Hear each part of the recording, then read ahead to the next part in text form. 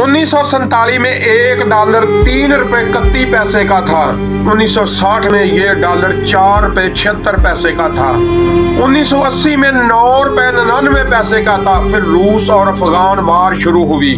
1985 में $15.93 का था। 1990 में ये डॉलर $21.71 का था। सन 2000 में $51.90 का था। 2010 में $85.75 का था।